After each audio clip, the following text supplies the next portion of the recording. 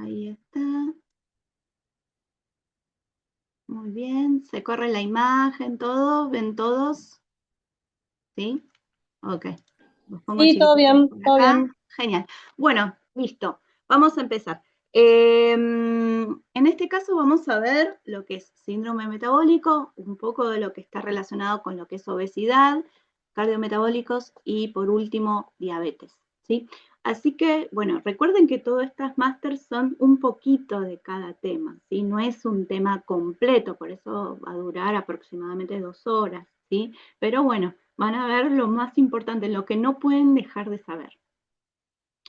Entonces, cuando nosotros hablamos del síndrome metabólico, siempre lo conocemos como un síndrome de resistencia a la insulina, que va a estar agrupado por varios factores de riesgos cardiovasculares que puede tener una persona, un paciente, como la obesidad abdominal con un aumento del perímetro de cintura, hiperglucemias, hiperlipidemias o hiperlipemias, y también lo que es hipertensión arterial. Todo esto desarrolla también un elevado riesgo de sufrir infartos de miocardio.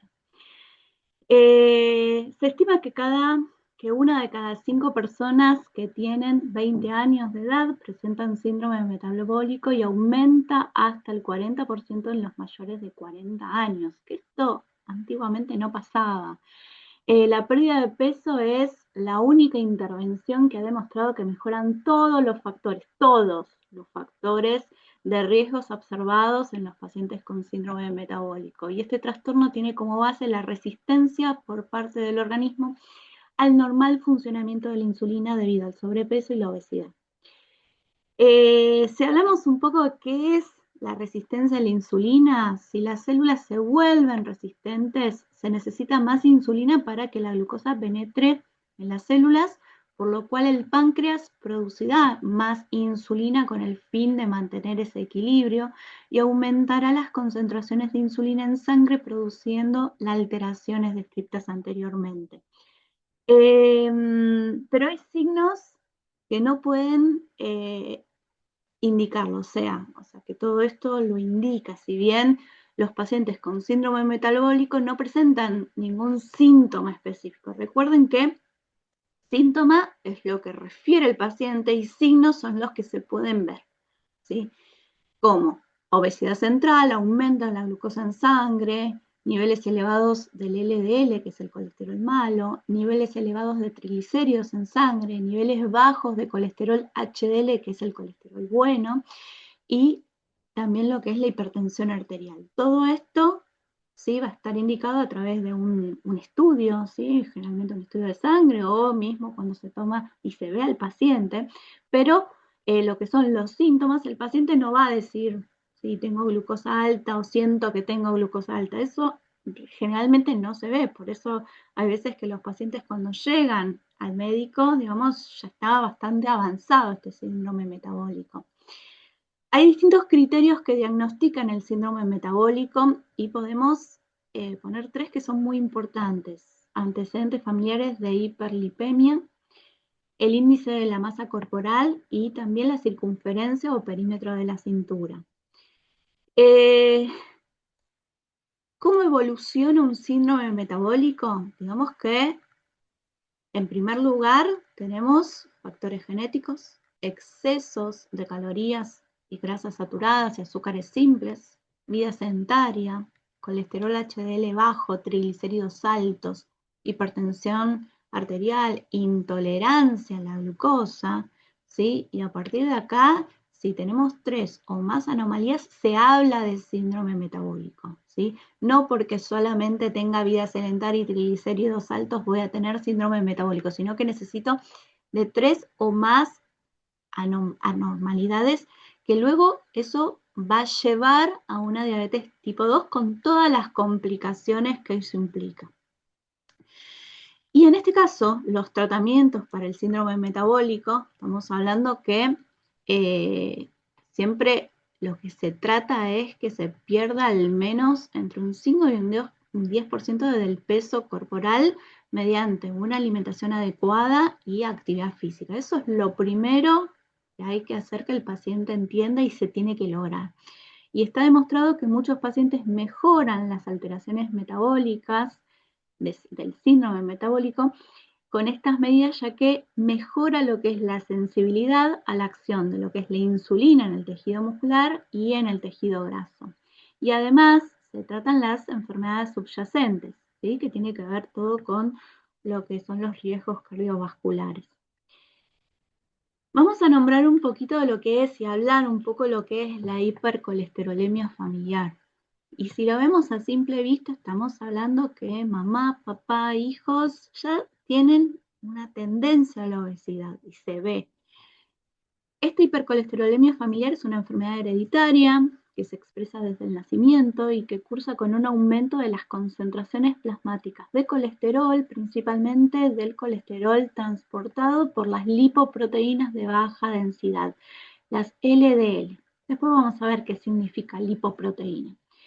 Es un trastorno muy frecuente que se estima que al menos 1 de cada 250 personas en la población en general presenta hipercolesterolemia familiar. Y la importancia de su diagnóstico precoz radica en el elevado riesgo que puede presentar infartos de miocardio o alguna otra enfermedad de la arteriosclerosis que, digamos, complica lo que es la parte vascular a edades tempranas de vida. Las enfermedades cardiovasculares se van a manifestar más en el 50% de los pacientes con hipercolesterolemia familiar antes de los 55 años. ¿Qué es lo que causa estas hipercolesterolemias familiares? Digamos que se va a producir una mutación en el gen que codifica el receptor de la LDL. La LDL, como sabemos, es lo que sería el colesterol malo, ¿sí? Entonces, estos receptores son los encargados de eliminar el colesterol de la sangre a niveles hepáticos. Al disponer de una menor cantidad de receptores, ya sea parcial o total, el colesterol LDL va aumentando en sangre y eso va a favorecer a las placas ateromatosas, o sea, esas placas de colesterol que se van a ir pegando en la túnica media de las arterias. Y eso es lo que hace que las arterias, digamos, disminuyan lo que es el calibre de su luz, provocando arteriosclerosis, provocando luego lo que es la hipertensión y todo lo que conlleva. Por su mecanismo de transmisión se reconocen dos variantes. La hipercolesterolemia familiar heterocigota, en el cual uno de los alelos tiene una mutación en el gen y el otro es normal, o sea, uno va a venir de la mamá y el otro del papá. Y en este caso el paciente tiene un 50% de dotaciones de receptores LDL normofuncionales, o sea que funcionan bien, y el resto está ausentes o no funcionan adecuadamente. Y el segundo caso son las hipercolesterolemias familiares homocigotas, que ambos alelos están defectuosos, tanto el de la mamá y el de papá, y eso seguramente produce una ausencia prácticamente de estos receptores del LDL, por lo tanto es seguro que ese niño tenga hipercolesterolemia familiar, ¿sí?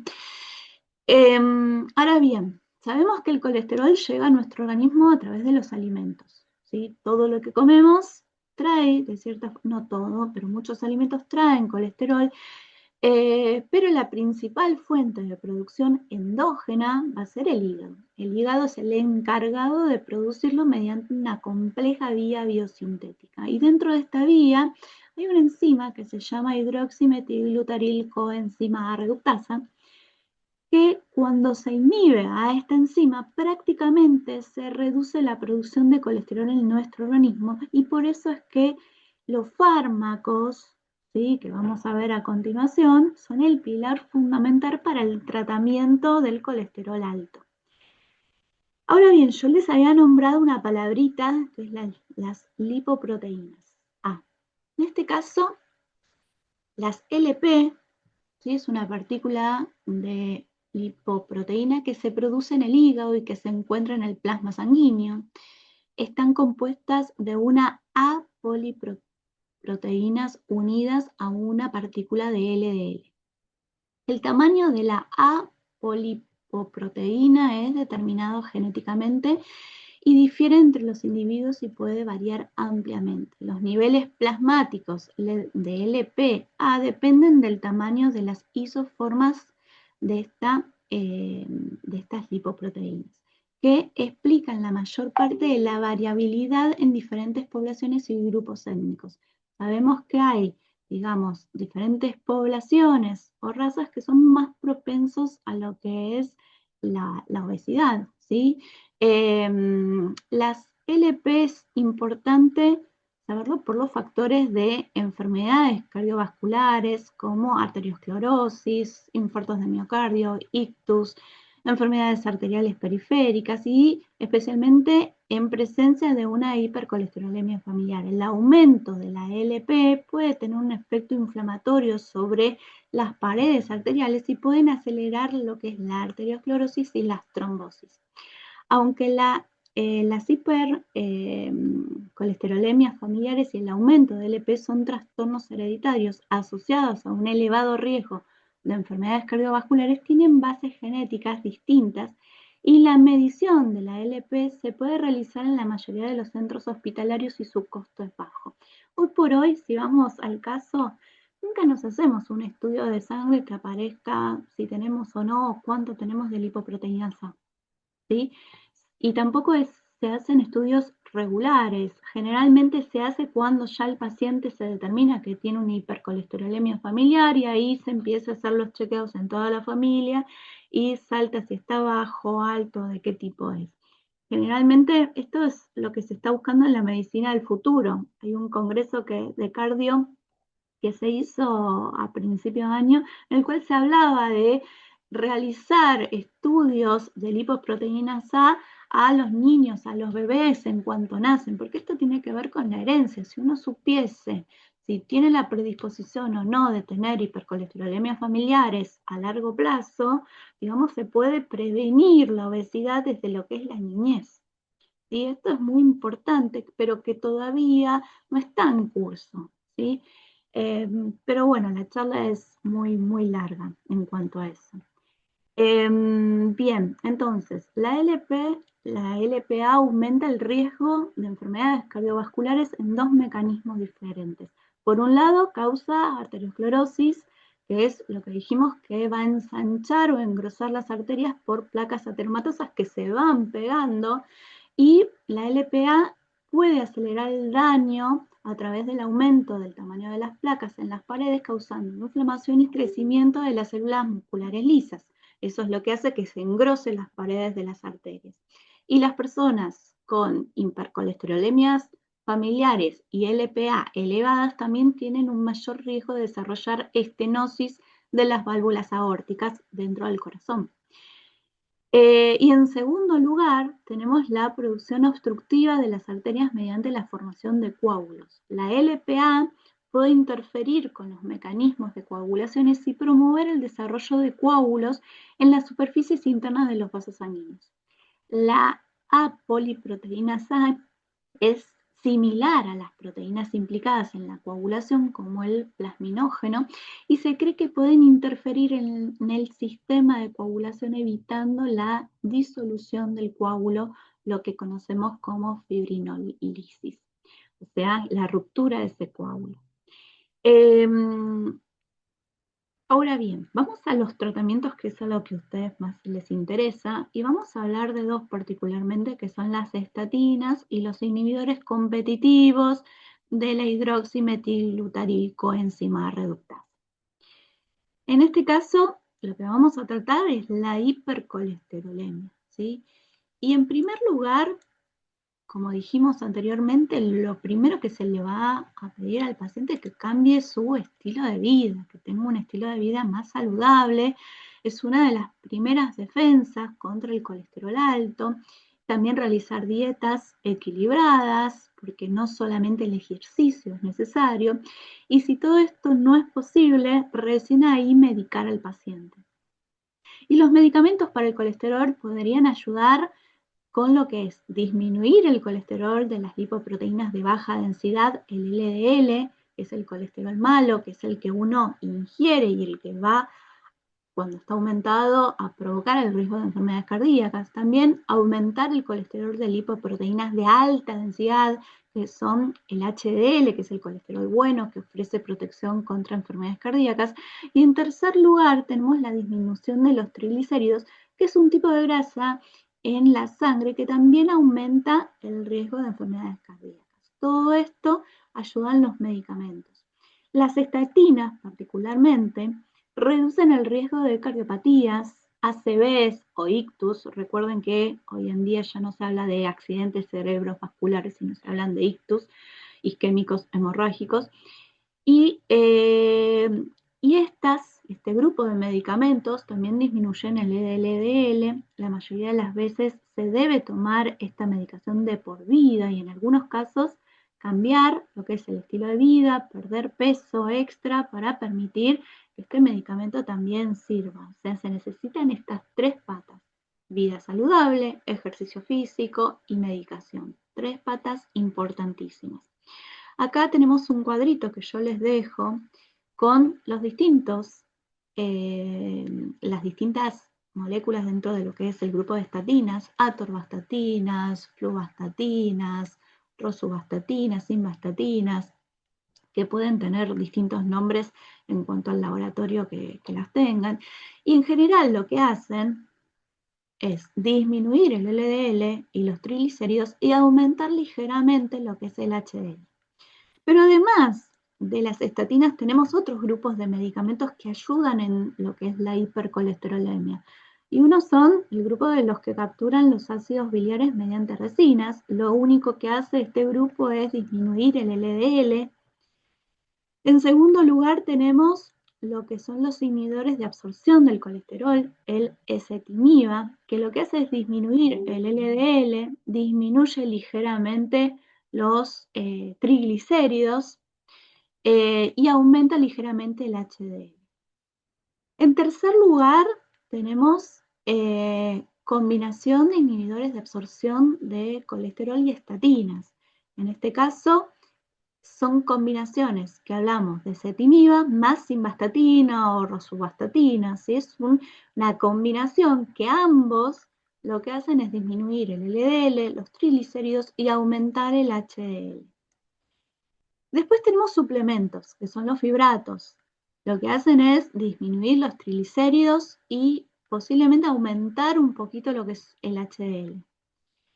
Y tenemos la niacina, que en este caso también es bajo receta, disminuye el LDL, los triglicéridos y aumenta el HDL. Otros suplementos, otro grupo de suplementos son los ácidos grasos omega 3. En este caso lo que hacen es disminuir los triglicéridos y pueden aumentar el HDL. Y combinaciones de estatinas con bloqueadores de canales de calcio, como amlodipina y atorvastatina, que por un lado tenemos que disminuye el LDL y los triglicéridos, y por otro lado, la amlodipina lo que va a hacer es reducir la presión arterial. ¿Sí? Y por último, tenemos los medicamentos inyectables como alirocumab y también tenemos el evolocumab, que son anticuerpos monoclonales que disminuyen el LDL y a menudo se utilizan en personas que tienen una condición genética como la hipercolesterolemia familiar que causa niveles muy altos de LDL y que no se pueden controlar con estatinas o con inhibidores.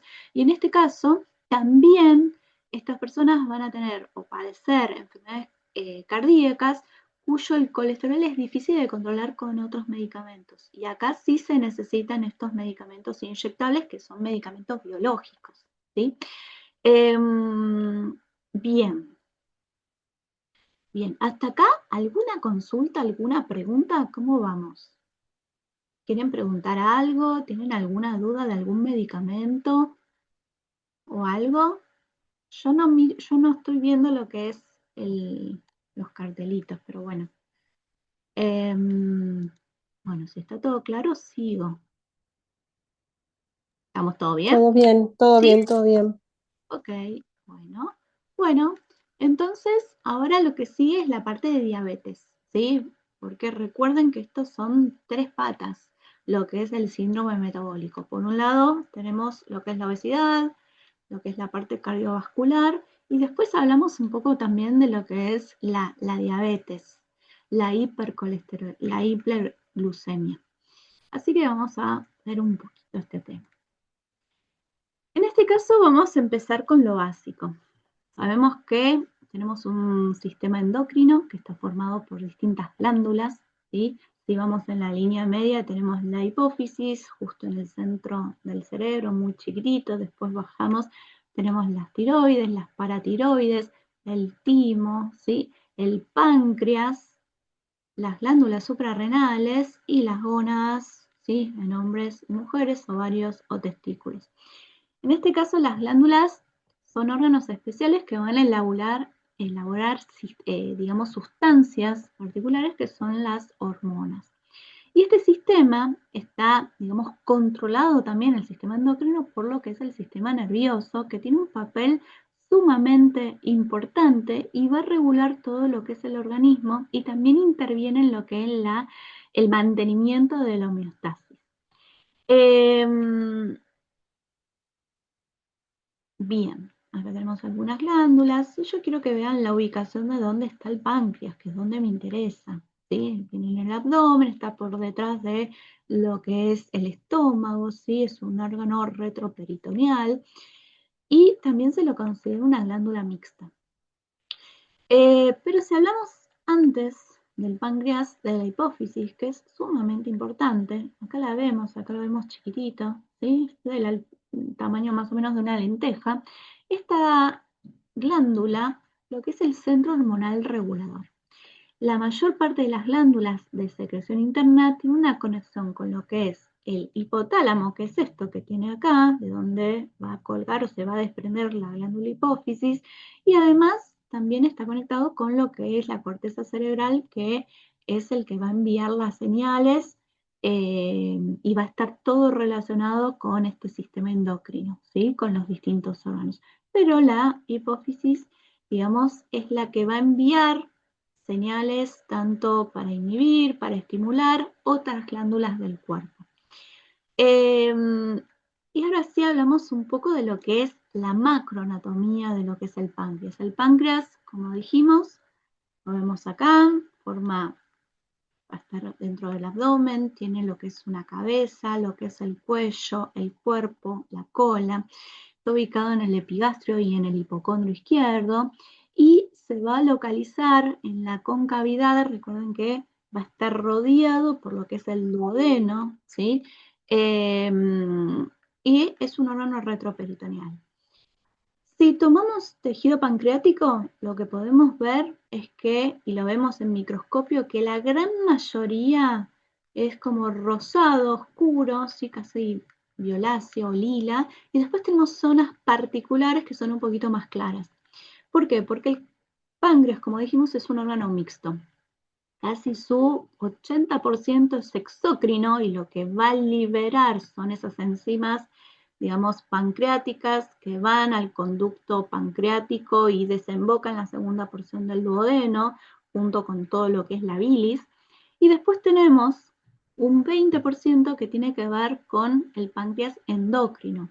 Y dentro de ese páncreas endocrino vamos a tener estos islotes de Langerhans que va a tener distintas células que van a secretar distintas hormonas.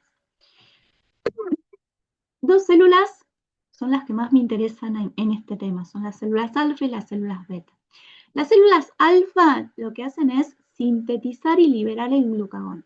El glucagón es una hormona hiperglucemiante, siempre va a tender a que la glucosa en sangre esté alta, pero gracias a las células beta que secretan y producen y liberan lo que es la insulina, que es una hormona hipoglucemiante, podemos regular esa glucosa en sangre y mantenerla en niveles acordes a lo que es lo normal. Entonces, otros términos también importantes que los vamos a utilizar más adelante es el término prandial. Sepan que preprandial estamos hablando de una persona en ayunas, ¿sí? Y postprandial estamos hablando de una persona que ha consumido algún alimento y se considera 2 horas después de esa comida. Por lo tanto, una persona sin diabetes en ayunas se hace un estudio de sangre y va a tener una glucosa de entre 70 a 100. En cambio, una persona sin diabetes, pero que haya consumido algún alimento, y se le tiene que hacer un estudio de sangre y lo que va a tener el valor es menos de 140. ¿Sí? Estos son los valores normales. Pero una persona que tenga en ayunas entre 100 y 125 de glucosa o postprandial entre 140 y 199, estamos hablando de una prediabetes. Y una persona en ayunas que tenga más de 126 de glucosa o postprandial más de 200, ya estamos hablando de diabetes. ¿Sí? Acá no hay que un día tengo diabetes y un día no. Una persona que por primera vez tenga alguno de estos valores, ya se la considera una persona diabética. Es lo mismo que una persona que tenga por primera vez una crisis de hipertensión que le suba más de 140 y esa persona se la va a considerar que es hipertensa. ¿Sí? ¿Por qué? Porque tiene la predisposición, más allá de que sea una única vez que haya tenido la presión elevada, no importa, ya tiene la predisposición de que eso le puede pasar. Y esto es lo mismo. Entonces, vamos a ver qué es diabetes. En realidad, con este nombre se describe un grupo de síndromes caracterizados por hiperglucemias, con alteraciones en los metabolismos de lípidos, de carbohidratos y de proteínas. En el 2030, cada 10 segundos, una persona va a morir a causa de las diabetes y sus complicaciones. Se estima que habrá en ese año 552 millones de personas con la enfermedad y que se ha vuelto una epidemia que exige conciencia y digamos que nos interpela a todos. Todos conocemos a alguien que tiene diabetes, ¿sí? Mayor o menor medida, ¿sí? Podemos conocer. La hipertensión quizás es mucho más visible, ¿sí? Pero la diabetes también. Según los datos de la OMS, en los últimos 35 años las cifras de diabéticos se cuadriplicó y no frena, ¿sí? Por eso la tendencia a que en el 2030 se duplicarán las disfunciones por estas causas y sus secuelas discapacitantes. Estos datos